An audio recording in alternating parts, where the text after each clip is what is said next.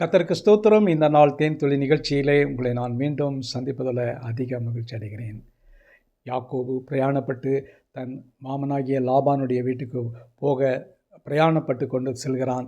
இந்த நாளிலே பார்க்கும் பொழுது அவனுடைய பிரயாணம் தன்னுடைய மாமனுடைய வீட்டுக்கு நேராக சென்று கொண்டிருக்கிறது. அந்த இடத்துல தேவன் அவனை வழி நடத்தி சென்றார்.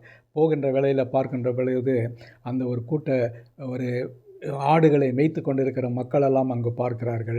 அவர்களோடு கூட பார்க்கும் பொழுது அங்கு ஒரு பெண்மணி ஆடை மேய்த்து கொண்டிருக்கிறாள். வேதத்தில் பார்க்கும் பொழுது ஆண்கள் தான் மெய்ப்பர்கள் என்று அநேக இடங்களிலே பார்க்கிறோம்.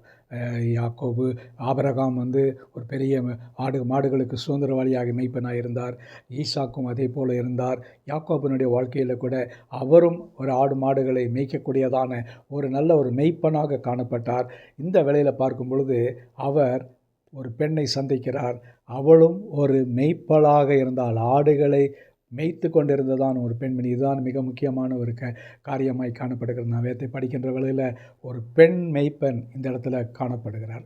அவர்கள் பார்க்குறாங்க. அவங்க ஒருவர் அறிந்து கொண்டபடியே யாக்கோபு சொல்கிறார், என்னுடைய மாமா லாபான் இருக்கிறார் என்று தன்னை அறிமுகப்படுத்தி கொண்டிருக்கும் பொழுது அந்த இடத்துல ராகேலை முதலாவதாக பார்க்கிறார்.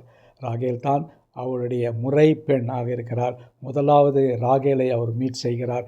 சந்தித்து அவர்களுக்குள்ளாக தங்களுடைய உறவை அவர்கள் அந்த நேரத்தில் வெளிப்படுத்தி காட்டி புதுப்பித்துக் கொள்கிற வேளையில் தேவன் அவர்களோடு கூட இருந்தார். அவர்கள் மிகவும் மகிழ்ந்தார்கள். வேதத்தில் பார்க்கும் பொழுது தே கிஸ்ட் ஈச் அதர் என்று சொல்லப்படுகிறது. அன்பை பரிமாறிக்கொண்டார்கள் என்று பார்க்கிறோம்.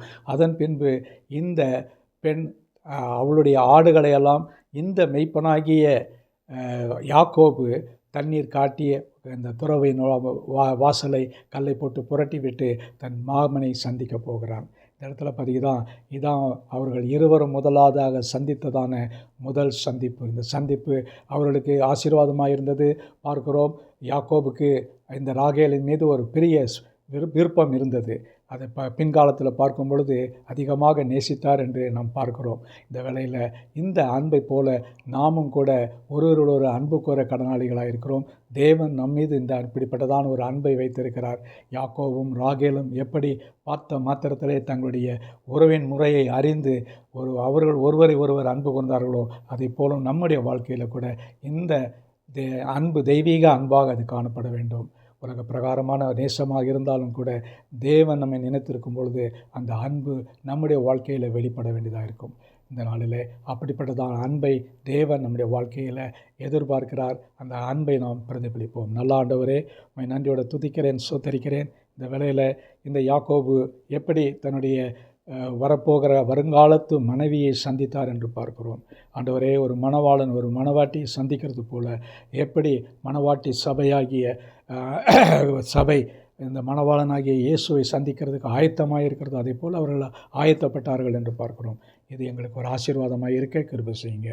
மீட்பர் இயேசுவின் நாமத்தில் ஜெபிக்கிறோம் நல்ல பிதாவே. ஆமேன், ஆமேன். கர்த்தர் உங்களோடு இருப்பாராக. இந்த நாள் உங்களுக்கு ஒரு ஆசீர்வாதமான ஒரு நாளாக அமையட்டும். ஆமேன்.